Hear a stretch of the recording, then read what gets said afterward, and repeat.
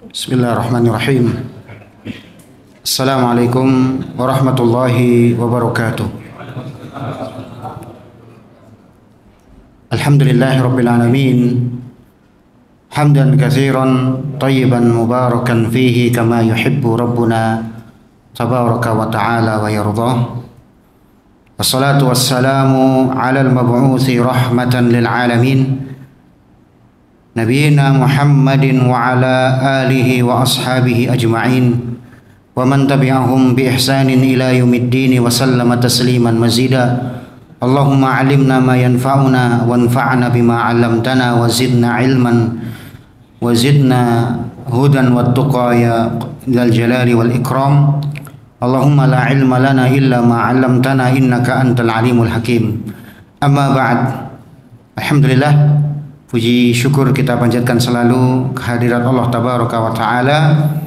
Pada kesempatan malam yang cerah ini, kita dipertemukan kembali oleh Allah Subhanahu wa Ta'ala di Masjid Al-Muhajirin ini.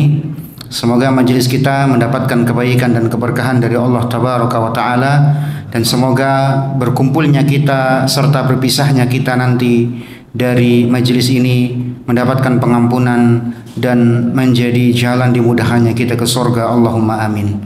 Salawat dan salam semoga tercurahkan kepada qudwah dan suri tauladan kita yang agung, Nabi Muhammad sallallahu alaihi wasallam, kepada keluarga beliau, para sahabatnya dan juga keluarganya, serta seluruh kaum muslimin yang istiqomah di atas petunjuknya hingga yaumul qiyamah. Ya, sepertinya saya bikin judul pas nggak ini ya Pak ya? Saya lihat muka-mukanya sudah bahagia Pak, senyum semua ya. Kayaknya saya salah pilih judul ini, karena sudah bahagia semua kelihatannya. Ya, tanda bahagia kan kelihatan dari senyumnya ya Pak ya, kelihatan dari seger gitu ya badannya ya Pak ya. Masya Allah. Casingnya, waduh, Masya Allah. Jadi ya nggak apa-apa lah, sudah kadung bikin judul ya kita bahas saja jamaah sekalian. Karena memang modal kebahagiaan itu kan iman dan amal soleh Pak sebenarnya.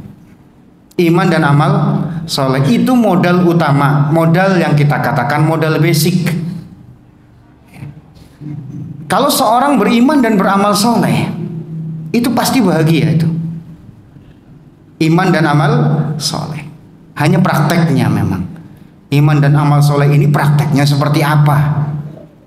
Apa sekedar orang mengaku saya beriman, kemudian saya beramal soleh, mesti bahagia sampai akhir hayat nanti? Ya tentu jawabannya tidak. Karena orang-orang munafik, para jamaah di zaman Nabi juga mengaku kami beriman, kami ngikuti Nabi, kami bersaksi bahwa Muhammad adalah Rasulullah. Tapi apa kata Allah? Wahum fi raibihim yataraddadun. Di surah At-Taubah.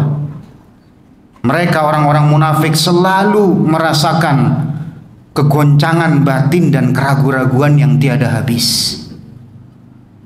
Kenapa Pak? Karena mereka menyimpan kemunafikan dalam hati mereka. Makanya sekedar slogan kami beriman atau casingnya beramal soleh tidak menjamin kebahagiaan. Walaupun asalnya modal bahagia ya dua, iman dan amal soleh dalam surah An-Nahl. Man amila solihan min dzakarin aw untha. Siapa yang beramal soleh, baik itu laki-laki maupun wanita, wa huwa mu'min, dan dia beriman. Jadi amal soleh kemudian disertai keimanan kepada Allah Subhanahu wa Ta'ala. Buahnya apa? Falanuhyiyannahu hayatan thayyibah. Maka kami akan berikan, kata Allah, kepada dia kehidupan yang baik, kehidupan yang bahagia, kehidupan yang enak. Kuncinya di dua ini. Kuncinya di dua ini jemaah. Makanya kita katakan kalau orang beriman dan beramal soleh mesti bahagia. Walaupun kadang ya ada saja bumbu-bumbu yang pahit gitu ya, yang asin, yang mungkin ya gangguan-gangguan kerikil ya, tapi sedikit dibandingkan dengan orang yang tidak beriman. Di Amerika Pak, sekarang tuh lagi laku-lakunya buku-buku yang kaitannya dengan kayak mental illness, kayak mental health gitu ya. Buku-buku yang semacam itu sekarang lagi laku Pak. Salah satu buku kaitannya dengan mental illness itu yang laku sampai 5 juta eksemplar terjual Pak. Sampai kalau orang mau beli buku itu harus PO dulu ya. Pastikan bahwa apa? Cukup ini cetakannya. Buku Pak bisa habis 5 juta, itu kan hal yang mengherankan ya. Kalau makanan ya 5 juta mangkok ya biasalah makanan. Ini buku ya. Itu terjual di sana jutaan eksemplar Pak. Ya. Bahkan buku-buku tersebut sekarang sudah mulai diterjemah ke bahasa Indonesia Pak. Kan sebenarnya inti buku itu apa Pak? Mencari kebahagiaan kan intinya. Buku-buku yang kaitannya dengan self improvement dan seterusnya, itu kan tujuannya intinya cari bahagia kan. Tapi jawabannya, mereka dapat gak dengan baca buku-buku semacam itu? Atau hanya sensasi nyaman sementara, kemudian setelah itu apa? Mereka galau lagi. Karena kalau kita berbicara kasus bunuh diri Pak, alhamdulillah di negeri-negeri dengan mayoritas muslim ada, tapi enggak sebanyak di negeri-negeri yang katanya dengan tingkat kesejahteraan paling tinggi, kata mereka tingkat kebahagiaan paling tinggi, tapi bunuh dirinya juga paling tinggi. Jadi kita bingung, bahagia menurut mereka itu apa sih? Gitu. Bahagia menurut mereka itu apa? Padahal mereka punya tingkat kecanggihan teknologi yang maju dan modern, tingkat pendidikan yang katanya lebih maju, kemudian pendapatan per kapita yang tinggi gitu ya. Tapi kenapa kasus bunuh diri juga tinggi? Apa bunuh diri itu lambang kebahagiaan, pertanyaannya? Jadi para jamaah sekalian ya, kalau kita punya keimanan, sebenarnya sudah ada itu model kebahagiaan. Cuman masalahnya aplikasi keimanan itulah yang membuat kita memiliki kebahagiaan yang lebih. Sebab orang mukmin kan nggak satu ya kebahagiaannya, masing-masing berbeda-beda tingkat kebahagiaannya satu dengan yang lain. Ya bergantung apa? Kekuatan iman dan amal soleh. Kekuatan apa? Iman dan amal solehnya. Kita tahu Nabi kita Shallallahu Alaihi Wasallam, beliau orang yang paling berat ujiannya. Paling berat. Apa ada orang lebih berat problem hidupnya daripada Nabi? Saya yakin nggak ada. Ya. Tapi di satu sisi beliau manusia paling bahagia karena beliau bisa menyelesaikan masalah-masalah tadi ya berdasarkan bimbingan dari Allah Tabaraka wa Ta'ala. Nah, kita pun seperti itu, ketika kita sesuai dengan apa yang dibimbing oleh Allah dan Rasulnya, kita pun akan bahagia. Betul jamaah sekalian, faktor dunia kadang punya andil kebahagiaan. Ada. Contoh Nabi menjelaskan arba'un minas sa'adah. Ada 4 hal itu lambang kebahagiaan dunia. Apa yang pertama jemaah? Wah ini katanya bahagia tadi ya.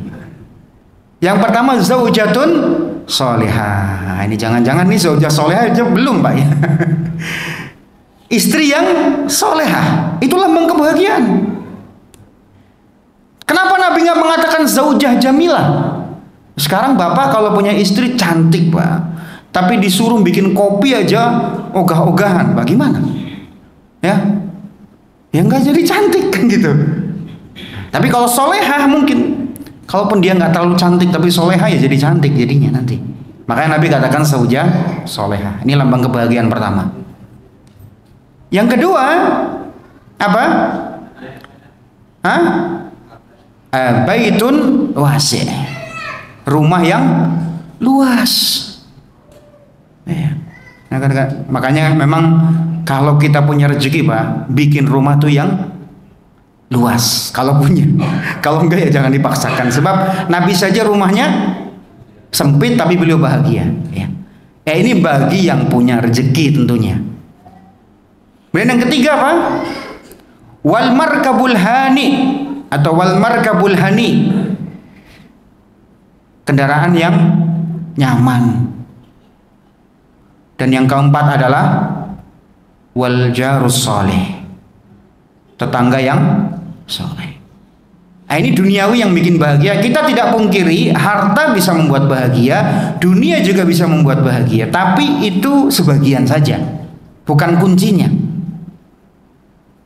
Ya. Artinya kalau mungkin seorang 4 ini belum terpenuhi, masih ada kunci kebahagiaan lain. Apalagi kalau kunci akhiratnya ada, kebahagiaan akhirat ada, kebahagiaan dunia ada, ya komplit banget itu. Nah, sekarang apa saja coba kita bahas satu persatu semampu kita di waktu yang terbatas ini, ya, supaya ujung usia kita ini tetap bahagia.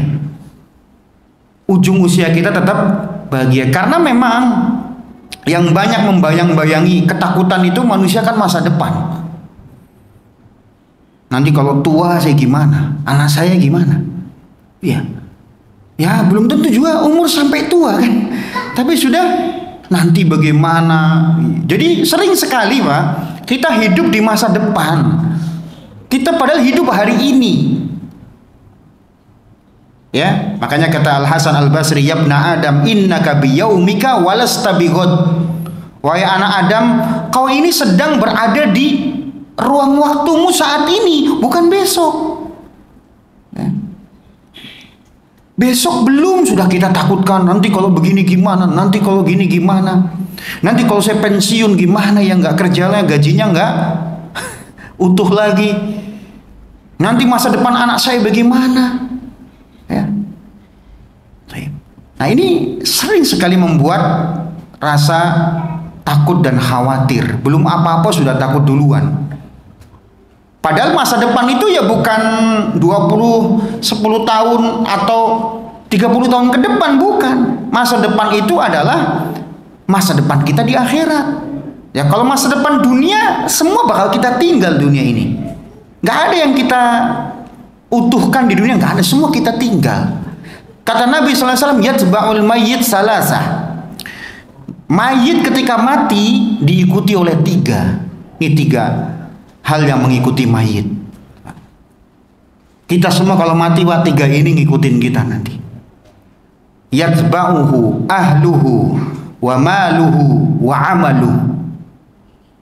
Dia akan diikuti oleh keluarganya, hartanya, dan amalnya, Pak. Keluarganya ikut nganterin, istrinya ikut nganterin, anaknya ikut nganterin. Ya mungkin sambil nangis gitu ya. Kendaraannya juga ikut mengantarkan tuh, kendaraan yang harganya miliaran gitu ya, ikut nganterin ya. Setelah itu kemana? Selesai dikubur, Pak, masuk ke kuburan bareng? Oh enggak. Kata Nabi, fayarji'u usnan, yang 2 pulang. Yarji'u ahluhu wa maluhu. Keluarganya pulang, hartanya juga pulang. Masih mending kalau masih mau doain, Pak. Mungkin istrinya nikah lagi, Pak. Mungkin anaknya udah gak inget lagi sama bapaknya. Syukur-syukur kalau masih mau doain, bagus. Ya jadi investasi amal soleh kalau anak mau doain, istrinya juga masih mau doain ya. Tapi kata Nabi, wa yabqa wahid, yang sisa tinggal 1. Yabqa ma'ahu amaluhu, amalnya yang nanti nemeni dia, Pak. Iya, kita banggain keluarga, Pak. Tuh istri saya yang paling cantik dan soleha, tuh anak saya yang paling berprestasi, Pak. Nanti bakal ninggalin kita, Pak. Gak ikut sama kita ke kuburan. Walaupun dulu bilangnya cinta sehidup semati. Nah, gak ada. Udah mati ya sudah tinggal. Harta pun sama nih, yang kita banggakan dulu nih. Berapa miliar nih aset saya, tabungan saya, dan seterusnya. Nanti gak ikut masuk ke kuburan, Pak. Buat siapa? Ya buat ahli waris. Buat siapa lagi? Buat ahli waris. Tapi amal soleh itulah yang nemeni kita. Amal soleh dengan apa saja yang kita lakukan, dengan diri kita, kita beramal, ya. Kemudian doa anak soleh tadi, kemudian harta yang kita infakkan, baru itu yang nemenin kita tuh pahalanya. Ini jamaah. Maka kita kembali ke pembahasan. Ya. Kalau kita ingin ujung usia kita tetap merasakan kebahagiaan dan tidak cemas karena masa depan kita, masa depan anak, masa depan harta kita, perusahaan kita dan seterusnya, maka kunci yang paling penting yang pertama adalah husnudzon kepada Allah Tabaraka wa Ta'ala. Jadi dari keimanan dan amal soleh ini, ya, pertama adalah husnudzon kepada Allah Subhanahu wa Ta'ala. Nah, ini kunci kebahagiaan, yaitu kita berbaik sangka kepada Allah. Gak boleh sekali-kali kita buruk sangka sama Allah. Nanti anak saya bakal kebelangsak gitu. Nanti saya bakal begini. Enggak. Kata Nabi kita sallallahu alaihi wasallam, la yamutanna ahadukum illa wa huwa yuhsinu dzanna billah. Jangan sekali-kali salah seorang di antara kalian meninggal kecuali meninggalnya dalam kondisi berprasangka baik kepada Allah. Iya. Ya, saya sakit. Gini ya, parah sakitnya enggak sembuh-sembuh ya. Mungkin Allah pengen yang terbaik supaya saya meninggal dosa saya apa? Bersih. Ya, karena ada wanita yang hidup di masa Rasulullah SAW. Wanita ini berkulit hitam dan dia mengalami penyakit epilepsi atau ayan.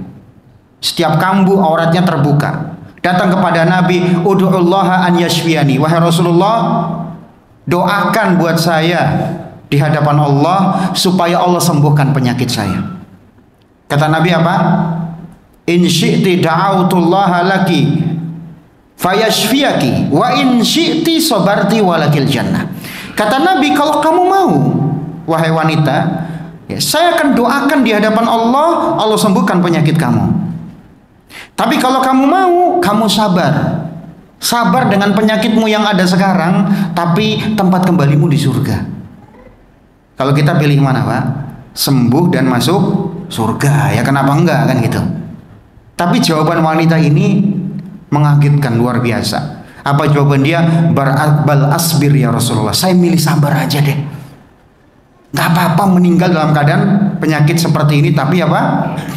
Tapi masuk surga. Bapak pernah lihat Pak orang kena epilepsi kayak Bapak? Saya pernah lihat Pak, salah satu paman saya Pak ada yang kena Pak. Wah luar biasa menderitanya Pak kalau orang kena epilepsi. Ditinggal sebentar aja udah, loh gimana itu ya? Jadi nggak bisa ditinggal sebentar gitu ya. Jadi kalau sudah kejang-kejang itu, takut kita sampai ya kayak orang kesurupan. Padahal nggak kesurupan itu. Jadi na'udzubillah. Tapi ketika sabar balasannya apa? Surga. Ini buahnya berbaik sangka kepada Allah. Nah, bagian dari kita berbaik sangka, jangan kita ngomong yang nggak bagus, Pak.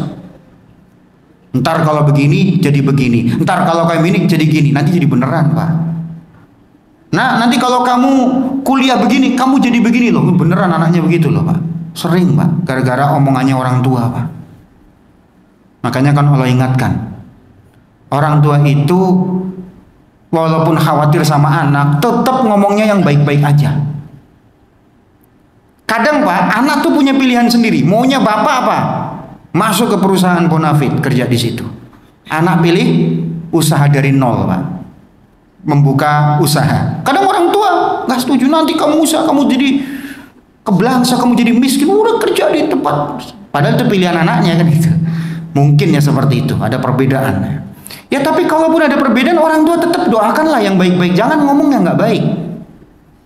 Allah ingatkan dalam surah An-Nisa, wal yakhshal ladzina law taraku min khalfihim dzurriyyatan dhi'afan khafu 'alaihim falyattaqullaha wal yaqulu qawlan sadida. Hendaknya mereka-mereka yang khawatir akan meninggalkan keturunan yang lemah, takut akan resesi, takut akan krisis ya. Ntar anak saya ke depan bagaimana masa depannya? Nanti kalau nggak kuliah di luar negeri ya, nggak bisa dapat pekerjaan yang mentereng. Jadi pikirannya itu selalu dihantui takut gitu buat anak-anaknya. Kata Allah, falyattaqullah. Orang yang kayak begini nih banyak-banyak deh bertakwa sama Allah, serahin urusan sama Allah. Wal yaqulu qawlan sadida, dan ucapkan yang baik-baik saja, ucapan yang lurus saja. Udah serahkan sama Allah, berbaik sangkalah kepada Allah. Selagi Anda orang tua bertakwa, anak akan diurus oleh Allah. Bapak mungkin pernah dengar kisah Nabi Musa alaihissalam bersama Nabi Khidir alaihissalam ketika keduanya memperbaiki rumah anak yatim. Diperbaiki rumah itu. Nah, di akhir kisah Khidir mengisahkan bahwa rumah ini wa ammal jidaru fakana li ghulamaini yatimaini fil Madinah. Adapun rumah ini maka milik orang tua yang dia soleh. Iya, milik orang tua yang soleh. Orang tua, jadi orang tua dari anak yatim ini soleh, Pak.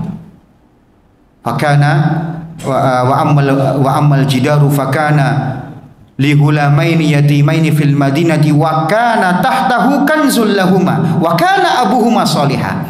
Jadi yang menyebabkan Khidir rela sama Nabi Musa memperbaiki rumah ini karena apa? Bapaknya yang soleh. Padahal para ahli tafsir mengatakan bapaknya yang soleh itu adalah kakek yang ketujuh, Pak.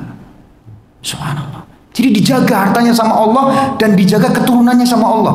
Sampai Allah utus Nabi Musa dan Nabi Khidir, Pak, untuk perbaiki rumah mereka. Coba, Nabi yang perbaiki. Jadi kalau kita soleh, anak keturunan kita bakal dijaga oleh Allah, bahkan sampai 7 turunan, Pak. Nggak cuma kita punya warisan 7 turunan saja, tapi apa? Kalau kita soleh sampai 7 turunan kita, kata para ahli tafsir, Allah akan jaga. Ini buktinya kisah ini, Pak. Kan kadang kita Bapak sering sakit-sakitan, Pak, ya, di waktu kita sudah mulai berumur, karena kadang-kadang gara-gara anak kan ada, Pak. Nanti anak saya begini, bagaimana, saya mikiri anak, mikiri perusahaannya dan seterusnya. Nah, kayak anak ini Allah sudah kasih peringatan, kalau orang tua soleh nggak usah khawatir loh sama anak, nggak usah khawatir sama cucu-cucunya, sampai 7 keturunan Allah jaga. Gitu. Ini husnudzon, Pak, kepada Allah, berbaik sangka kepada Allah tabaraka wa ta'ala. Dan berbaik sangka ini tentunya kita latih, ya. Kita latih itu dengan kita mengucapkan yang baik-baik aja, ya. Jangan sampai ada kejadian sedikit kita terucap hal-hal yang tidak baik, nanti begini, nanti sudah serahkan sama Allah tabaraka wa ta'ala. Jangan nanti belum juga terjadi, gitu kan. Nah, kemudian yang kedua, kunci yang kedua, ya, dari supaya Allah Subhanahu wa ta'ala membuat kehidupan kita bahagia sampai akhir usia adalah dengan cara kita menghilangkan penyakit hati dalam diri kita. Amradul qulub, penyakit-penyakit hati. Macam apa? Macam hasad. Ya, ini hasad kan bikin kita nggak bahagia. Coba, yang kaya tetangga kita lah, kita yang sengsara. Kepikiran terus, ya, kok tetangga bisa kaya begitu, dari mana dia dapat duit, korupsi apa gimana, ya, macam-macam deh pikiran-pikiran nggak jelek karena hasad, ya. Jadi hasad itu nggak bakal bahagia orang hasad, ya. Makanya hasad itu kan bisa membuat orang membunuh. Kenapa Qabil membunuh Habil? Karena hasad. Hasad gara-gara apa? Korbanannya Habil diterima, korbanannya Qabil ditolak, padahal dia merasa korbanan dia lebih baik daripada Habil. Akhirnya dia bunuh saudaranya sendiri, Pak. Dan itu pembunuhan pertama di muka bumi. Dan setiap ada kejadian pembunuhan, dosanya balik ke Qabil.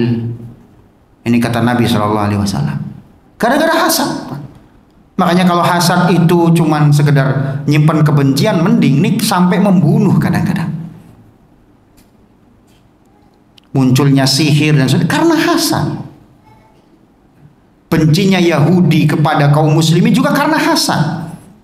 Al-Quran menyebutkan Yahudi itu hasad sama umat Islam. Kenapa? Sebab umat Islam dipilih Nabi yang terbaik yaitu Muhammad, dan umat Islam menjadi umat terbaik dalam Al-Quran. Itu bikin Yahudi iri. Maunya apa? Umat terbaik Yahudi aja. Ngapain sih selain Yahudi itu jadi umat yang baik? Gak mau mereka, Pak. Maunya umat terbaik itu mereka doang dari bangsa Yahudi. Di luar Yahudi mereka gak terima. Padahal sisi kemuliaan di hadapan Allah Pak, orang paling bertakwa, inna akramakum indallahi atqakum. Orang paling mulia yang paling bertakwa. Makanya Pak, orang-orang Yahudi sampai sekarang itu ya nggak pernah bahagia Pak. Dari dulu mereka tinggal di sini diusir, tinggal di sana diusir. Kenapa? Mereka itu hatinya berpenyakit. Gitu. Gak bakal bahagia mereka. Walaupun mereka sekarang sudah punya negara yang mereka sebut Israel gitu ya, tetap aja mereka nggak bakal bahagia. Di mana-mana kehidupan mereka selalu nggak tentram, Pak. Walaupun mereka menguasai banyak teknologi. Ini efek dari mereka punya penyakit hati gitu. Penyakit hati yang lain apa Pak? Ria misalkan. Orang ria tenang nggak? Nggak tenang Pak orang ria. Kenapa? Dia selalu berakting dan berdrama orang ria itu. Ketika ketemu orang tuh diperlihatkan dia itu soleh itu ya. Sedekahnya banyak misalkan ya Pak ya, tapi bukan lagi menjudge ya Pak, tapi ini cuma contoh. Ya. Jadi orang ria tuh capek Pak.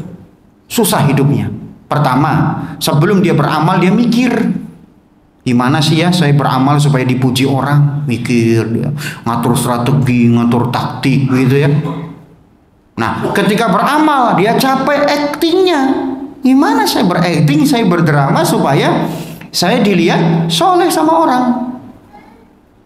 Nah, habis beramal nunggu kapan dia ada pujian, kok nggak datang-datang. Perasaan sudah banyak begini sedekah, perasaan sudah banyak begini peran saya, kok ya nggak ada yang puji juga ya sampai sekarang. Capek lagi. Giliran ada yang muji, ya yang muji cuma satu orang, yang lain pada kemana? Kapok saya, nyumbang lagi ke sini misalkan. Capek orang ria tuh, ya, karena dia setiap saat pingin dilihat baik sama orang Pak. Selalu pencitraan di mana-mana, capek orang ria, ya. Dan lama-lama Allah buka aibnya nanti, riaknya dia itu. Ini cuma. Maka menjaga hati dari penyakit-penyakit hati itu kunci kebahagiaan. Makanya Nabi menjelaskan bahwa kebahagiaan itu letaknya di mana? Di hati. Yang mana kata Nabi, ya, kalau hati itu baik, seluruh anggota badan akan baik. Kalau hati jelek, anggota badan juga jelek. Ya. Maka semua porosnya di mana? Hati kita, qalbu kita. Nabi pernah mengatakan sallallahu alaihi wasallam, laisal ghina an kasratil arad, walakinnal ghina ghinan nafs.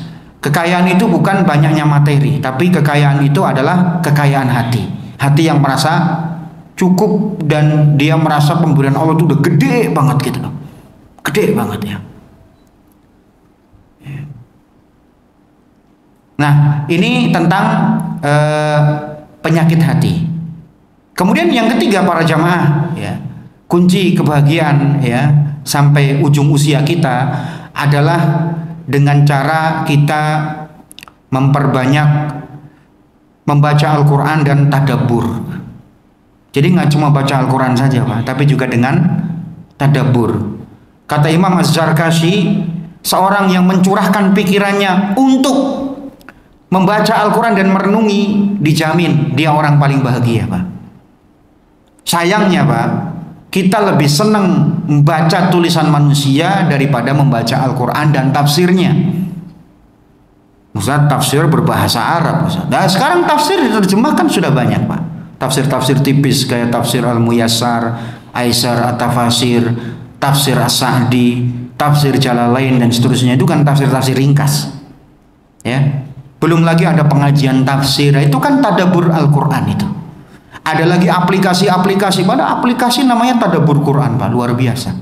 Ringkes banget tapi penuh ya makna gitu ya. Jadi kadang-kadang kita lebih senang baca tulisan manusia daripada apa? Surat dari Allah. Kalau kita ibaratkan Al-Quran itu kan surat-surat dari Allah buat kita Pak. Surat dari Allah pencipta kita buat kita. Isinya apa? Isinya janji-janji yang manis buat kita, yaitu apa? Dunia dan juga akhirat berupa surga. Tapi kadang-kadang kita malas, alasannya lah berbahasa Arab gitu. Coba begini aja deh logikanya. Kita jangan bahasa Inggris, Pak. Mungkin banyak dari jemaah sudah bisa bahasa Inggris ya. Mungkin sekarang kita coba berbahasa, misalkan bahasa apa ya Pak ya? Prancis. Ada yang bisa bahasa Prancis Pak di sini Pak? Hah? Lah sama ya saya. Ya, misalkan di sini ya, di sini ada orang yang dapat hadiah dari orang Prancis ya. Orang Prancis ngasih surat ke bapak di sini misalkan, entah suratnya mungkin email atau apa, pokoknya dapat surat lah. Intinya dia mau ngasih hadiah mobil mungkin ya Pak. Mobil mewah dari Prancis tapi pakai bahasa Prancis Pak. Tapi bener dia ngasih gitu loh. Cuma pakai bahasa Prancis Pak.